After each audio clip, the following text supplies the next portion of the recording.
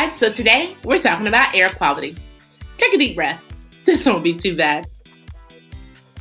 So, what exactly is pollution? These are substances that contaminate the air, soil, water, and other things. An example of this would be carbon dioxide and particles like dust. So, why do we care? Plants and animals, including us, are harmed by pollution. So, one of the effects of pollution is creating ground level ozone, which damages plants and decreases their ability to photosynthesize. So, what does this mean? We rely on plants and animals as a source of food, clothing, and shelter. So, why do we care? Earth's climate is impacted by the gases. Changing the gases can change the climate.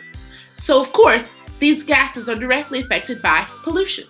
Pollution causes the balance of the gases to change. So, this pollution, where does it come from? So, a big source of the pollutant emissions are these four categories: natural, area, stationary, and mobile. So, natural pollutants come from things like lightning, wildfires, volcanoes, and forests. Area comes from things like cities, livestock, fertilizer, oil, and gas. Stationary can come from things like industry, power plants, sewage treatment plants, etc. And then, of course, mobile. Mobile can come from cars, trucks, buses, come from airplanes and motorcycles, anything that uses a petroleum product. So, who monitors pollution levels? That would be the EPA. This is an agency, otherwise known as the Environmental Protection Agency, that looks at pollution levels and anything dealing with, the environment and protecting it.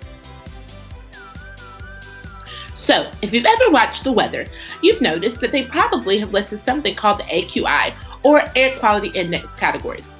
This tells you how good or how dangerous the air is on a given day. And of course, these levels change based on how much pollution is in the air. So here we have a chart similar kind of to the way a thermometer works, but here we're combining that AQI, or Air Quality Index, with PM, meaning for particulate matter. So of course, the higher it is, the worse the conditions are. So this is recommendations for recess, especially if a student might suffer from respiratory disorders. So green is good, orange means you might want to be cautious, and red, of course, means stay indoors. So here we have two pie charts, both showing us about particulate matter. Now, the first pie chart on the left shows particulate matter measuring at 2.5, and these are made of things like dust, agricultural, fuel combustion, fires, etc. Now, on the right, we see another chart, but this particulate matter measures at 10. And that one, of course, you see that instead of fires being the main source, dust is being the main source. That's meaning that there's more particulate matter in the air and atmosphere at that given point in time, and most of that is caused by dust. So here we have an illustration of the two different types of ozone.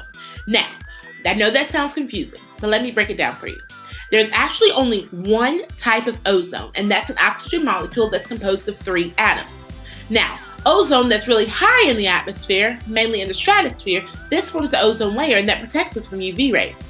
Ozone, however, that's in the troposphere, where we live and breathe, that's bad ozone. So ozone, as long as it's high up, it's good, but the further down it is, the worse consequences it has for us.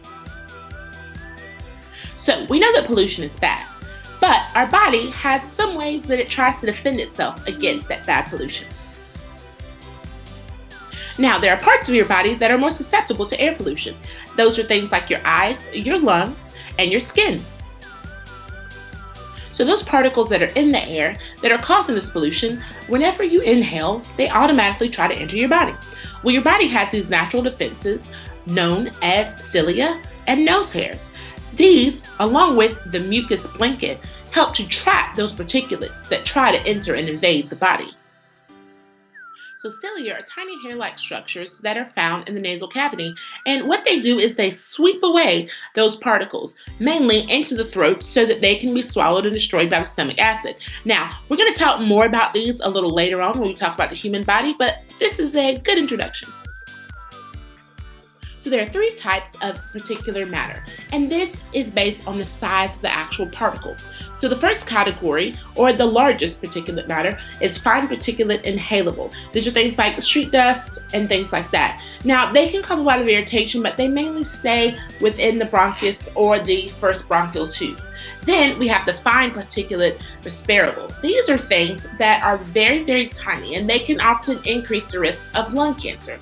Now, the very smallest particulate matter, these are ultrafine particles, and you find these in things like soot, and this can lead to increased risk of heart attacks and an increased risk of cancer.